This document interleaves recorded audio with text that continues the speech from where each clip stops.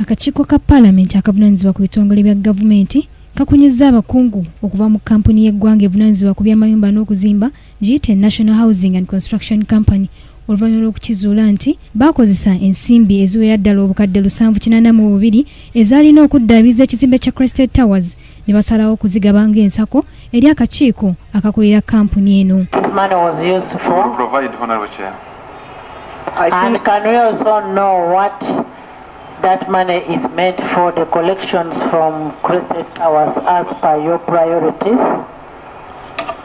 Honorable Chair, we can provide that in writing. Wano omu ku abo abaddunkanya kampuni eno alumiriza ssentebe wa kampuni eno Parrot Twino Mugini obutabeebuuzaako nga basaasaanya ensimbi ezaali zabaweebwa okuddabiriza ekizimbe kya Crested Towers ku nkiiko zaabwe. First of all, to explain that the board never gets involved in the day-to-day running of the accounts of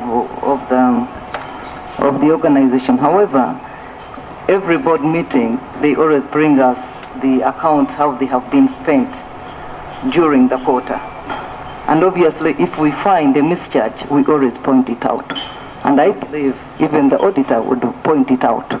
So to us, what you are asking them is the same question that would ask them. Okusinza kw'ababaka abatuula ku kakiiko kano, abakungu bano beeraze lwatu nti ensimbi zino obukadde 782 bazikozesa mu bukyamu. Ababaka era babalagidde baleete ensansanya ennambulukufu ku ngeri gye bakozesamba ensimbi zino ku nkiiko zokka. In the list plus the expenses of the board that totals all the amount of money that you spent,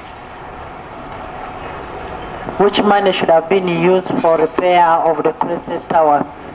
Mu ngeri y'emu ababaka bawuniikiridde ku ngeri abadduukanya kampuni eno gye bagulamu ekyuma ekikuba amabulooka obuwumbi obwera ddala 39 kye bamaze nakyo emyaka 10 nga tekikozesebwanga. They purchased a machine in 2006 and this machine was supposed to produce a colored blocks, and since that time they did not use the machine up to today.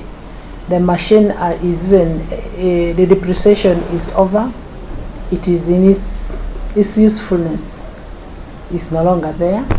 It is due for disposal, and when we asked the board said they had given them permission to dispose of this machine, but they've never disposed of this machine. Buli mwaka gavumenti efuna obumbi obusukka 14 okuva ku bantu abapangisa ku kizimbe kya Crested Towers, ng'era kwezo kwe kuva n'ensimbi ezikiddaabiriza. Ababaka abatuula kakiiko akavunaanyizibwa ku bitongole bya gavumenti enviiri zibavudde ku mitwe olw'abakungu okuva mu kitongole ekivunaanyizibwa ku by'amayumba okukwata ensimbi ezalina okuddaabiriza ekizimbe kya Crested Towers, bo ne basalawo ne bazikubamu enkiiko. Joanita Mbabazi, Kingdom TV, amalindirire. This is Kingdom TV.